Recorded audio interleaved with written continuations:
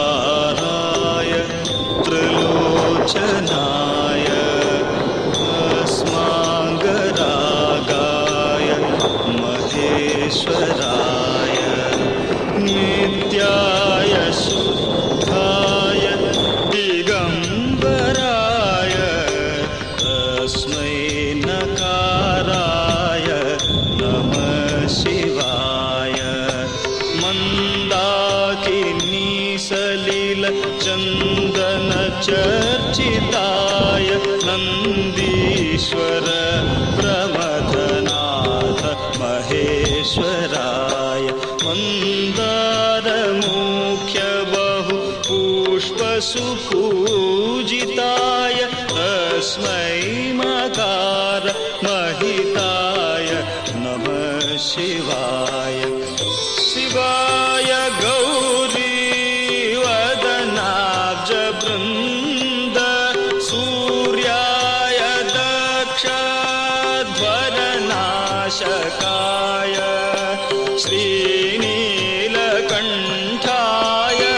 वृषध्वजाय तस्मै श्रीकाराय नमः शिवाय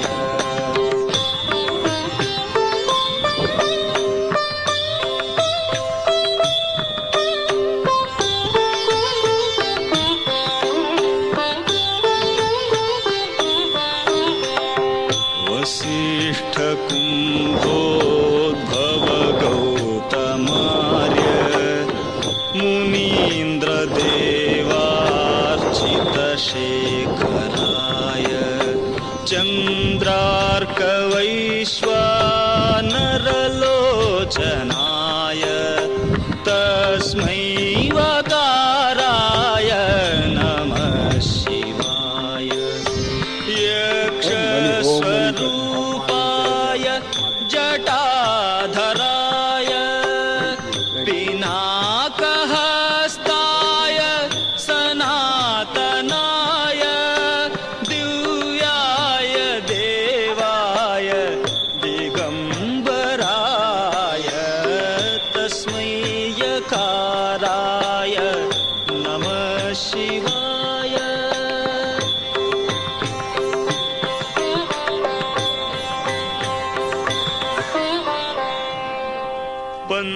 पंचाक्षरमिदं पुण्यं यः पठेत् शिवसन्निधौ शिवलोकमवाप्नोति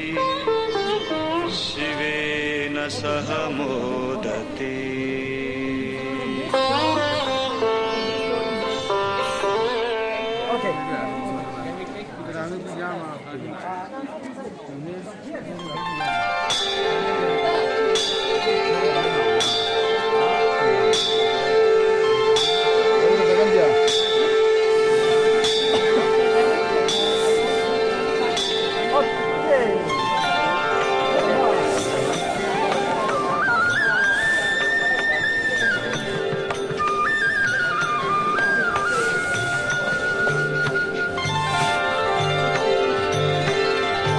प्रभुं प्राणनाथं विभुं विश्वनाथं जगन्नाथनाथं सदानन्दभाजम् भवद्भव्यभूतेश्वरं भूतनाथं शिवं शङ्करं शम्भुमीशानमीडे गलेरुण्डमालं तनौ सर्पजालं महाकालकालं गणेशाधिपालम् जटाजूटगङ्गोत्तरङ्गैर्विशिष्यं शिवं शङ्करं शम्भुमीशानमीडे मुदामाकरं मण्डनं मण्डयन्तं महामण्डलं भस्मभूषाधरं तम् अनादिं ह्यपारं महामोहमारं शिवं शङ्करं शम्भुमीशानमीडे वटाधो निवा महाविलासं महाट्टाट्टहासं महापापनाशं सदा सुप्रकाशम् गिरीशं गणेशं सुरेशं महेशं शिवं शङ्करं शम्भुमीशानमीडे गिरीन्द्रात्मजा सङ्गृहीतार्धदेहं गिरौ संस्थितं सर्वदा सन्निगेहम् परब्रह्म ब्रह्मादिभिर्वन्द्यमानं शिवं शङ्करं शम्भुमीशानमीडे कपालं त्रिशूलं कराभ्यां ददानं पदाम्भोजनं रायकामं ददानम् बलिवर्तयानं सुराणां प्रधानं शिवं शङ्करं शम्भुमीशानमीडे शरश्चन्द्रगात्रं गणानन्दपात्रं त्रिनेत्रं पवित्रं धनेशस्य मित्रम् अपर्णाकळत्रं सदा सच्चरित्रं शिवं शङ्करं शम्भुमीशानमीडे हरं सर्पहारं चिताभूविहारं भवं वेदसारं सदा निर्विकारम् श्मशाने वसन्तं मनोजं दहन्तं शिवं शङ्करं शम्भुमीशानमीडे स्वयं यः प्रभाते नरः शूलपाणे पठेत् स्तोत्ररत्नं विहप्राप्य रत्नम् सुपुत्रं सुजानं सुमित्रं कळत्रं विचित्रैः समाराध्य मोक्षं प्रयाति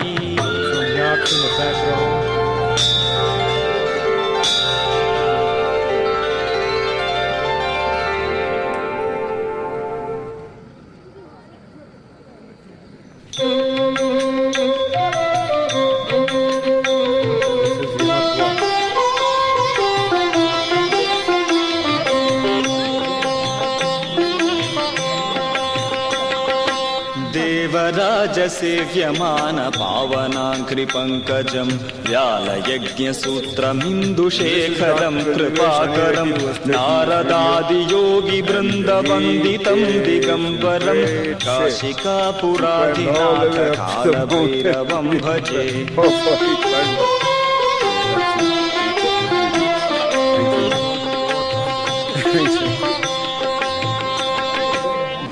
भानुकोटिभास्वरं भवाब्धितारकं परं नीलकण्ठमीप्सितार्थदायकं त्रिलोचनं कालकालमम्बुजाक्षमक्षशूलमक्षरं काशिकापुराधिनाथ कालभैरवं भजे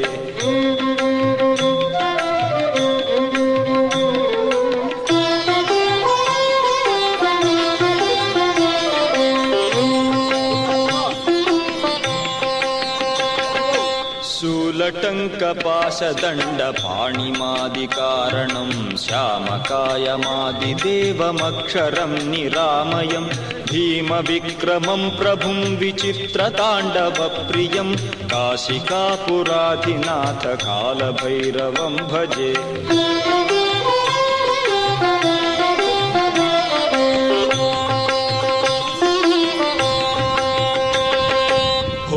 मुक्तिदायकं प्रशस्तचारुविग्रहं भक्तवत्सलं स्थितं समस्तलोकविग्रहं निक्वणन्मनोज्ञहेमकिङ्किणीलसत्कटिं काशिकापुराधिनाथ कालभैरवं भजे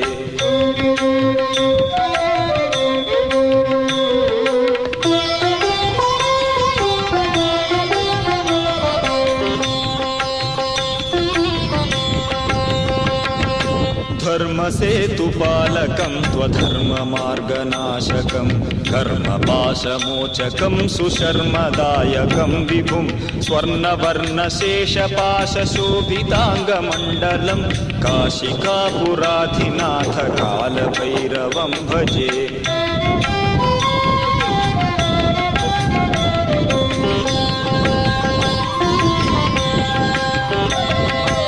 रत्नपादुका प्रभाभिरामपादयुग्मकं नित्यमद्वितीयमिष्टदैवतं निरञ्जनं मृत्युदर्पनाशनं कराळदंष्ट्रमोक्षणं काशिकापुराधिनाथ कालभैरवं भजे।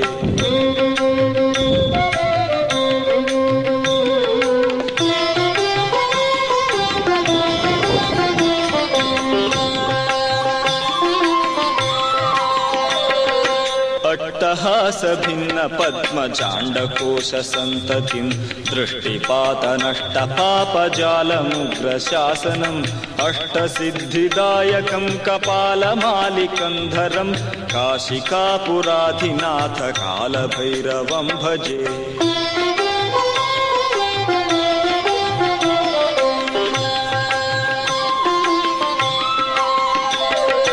भूतसङ्घनायकं विशालकीर्तिदायकं काशीवासलोकपुण्यपापशोधकं विभुं नीतिमार्गकोविदं पुरातनं जगत्पतिं काशिकापुराधिनाथ कालभैरवं भजे।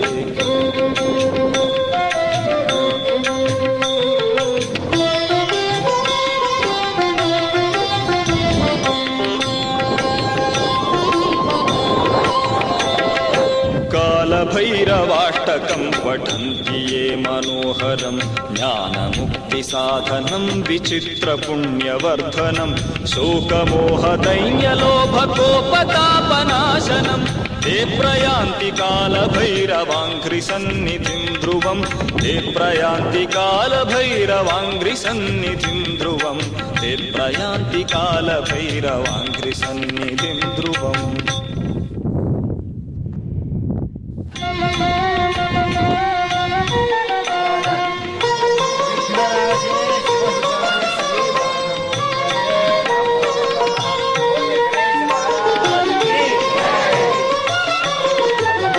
शंभो महादेव देवा शिव शंभो महादेव देव शिव शंभो शंभो महादेव देवा शंभो महादेव देवा।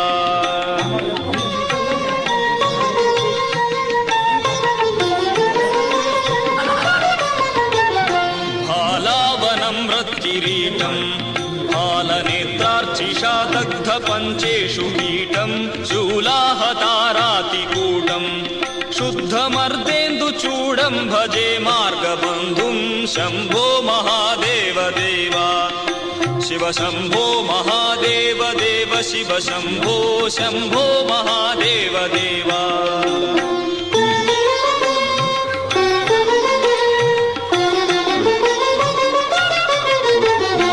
अंगे विराजद्भुजङ्गम् अभ्रगङ्गातरङ्गाभिरामोत्तमाङ्गम् ओङ्कारवाटीकुरङ्गम् सिद्धसंसेविताङ्घ्रिं भजे मार्गबन्धुं शंभो महादेव देवा शिव शंभो महादेव देव शिव शंभो शंभो महादेव देवा।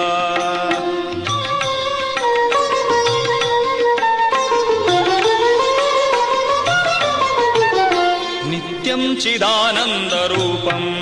निन्नुताशेषलोकेश वैरी प्रतापं कार्तस्वरागेन्द्रचापं कृत्तिवासं भजे दिव्यसन्मार्गबन्धुं शंभो महादेव देवा शिव शंभो महादेव देव शिव शंभो शंभो महादेव देवा।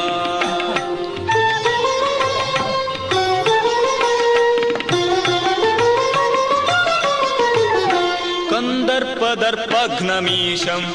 कालकण्ठं महेशं महाव्योमकेशं कुन्दाबदन्तं सुरेशं कोटिसूर्यप्रकाशं भजे मार्गबन्धुं शंभो महादेव देवा शिव शंभो महादेव देव शिव शंभो शंभो महादेव देवा।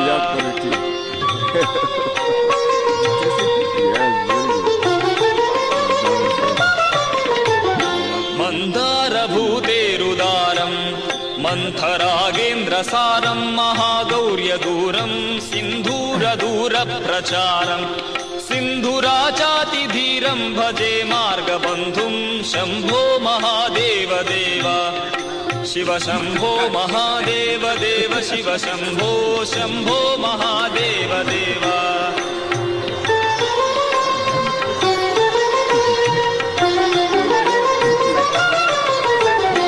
अप्पय्य यज्वेन्द्रगीतं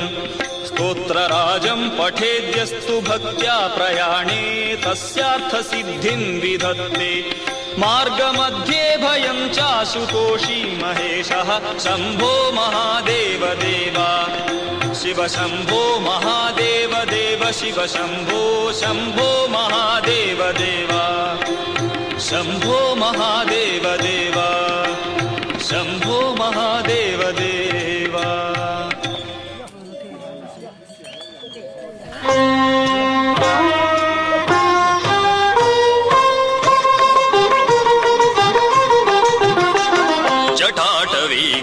जल प्रवाह पावितस्थले गलेवलम्ब्य लम्बिताम्बुजङ्गतुङ्गमालिकां ढमढ्ढमढ्ढमढ्ढमन्निनादमढ्ढमर्वयं चकार चण्डताण्डवं तनोतु नः शिवः शिवम्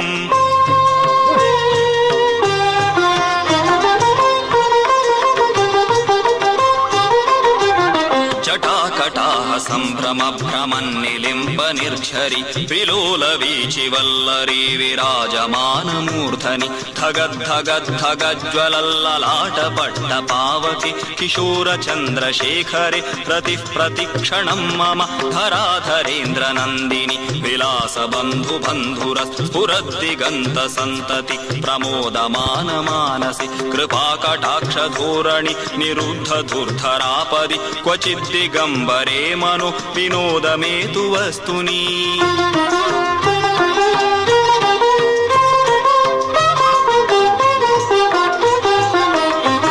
जटाभुजङ्गपिङ्गळस्फुरत्फणामणिप्रभ कदम्बकुङ्कुमद्रव प्रलिप्तदिग्वधूमुखे मदान्दसिन्धुरस्फुरत्वगुत्तरीयमेदुरे मनोविनोदमद्भुतं बिभर्तु भूतभर्तरि सहस्रलोचन प्रभृत्य शेषलेखशेखर प्रसूनधूलिधोरणि विधूसराङ्घ्रिपीठभु भुजङ्गराजमालय निबद्धजाटजूटक श्रियै चिराय जायतां चकोरबन्धुशेखरः ललाटचत्वरज्ज्वलद्धनञ्जयस्फुलिङ्गब निपीतपञ्चसायकं नमन्निलिम्पनायकं सुधामयूखलेखया विराजमानशेखरं महाकपालि सम्पदे शिरोजटालमस्तु नः करालभालपट्टिकाधगद्धगद्धगज्ज्वल धनञ्जयाहुतिकृत प्रचण्ड पञ्चसायके धराधरेन्द्रनन्दिनि कुचाग्रचित्रपत्रक प्रकल्पनैकशिल्पिनि त्रिलोचने रतिर्मम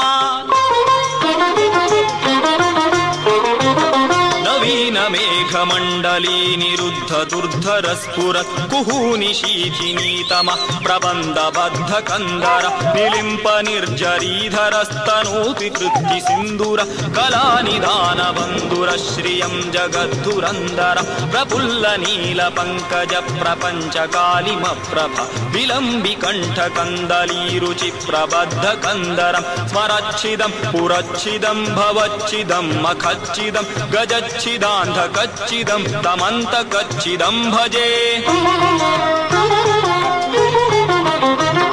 अखर्व सर्वमङ्गला कला कदम्ब मञ्जरी रसप्रवाह माधुरी विजृम्भणा मधुव्रतं स्मरान्तकं पुरान्तकं भवान्तकं मखान्तकं गजान्तकान्धकान्तकं तमन्तकान्तकं भजे जयद्वदभ्रविभ्रमद्भुजङ्गतुङ्गमश्वस द्विनिर्गमत्क्रमस्फुरत्करालपालहव्यवट् धिमिद्धिमिद्धिमिध्वनन् मृदङ्गतुङ्गमङ्गल ध्वनिक्रम प्रवर्तित प्रचण्ड ताण्डव शिवः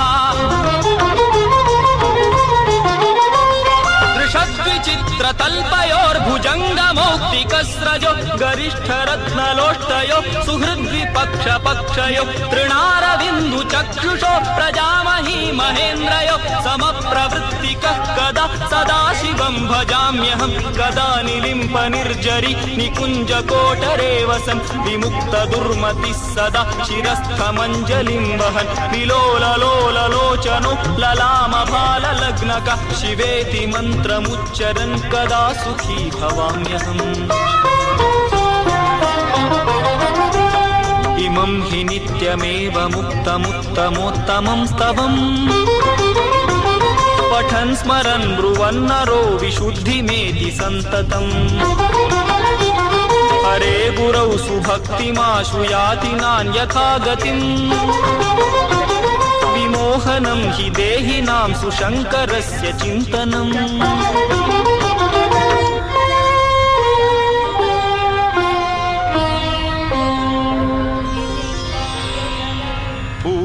पूजावसानसमये दशवक्त्रगीतम्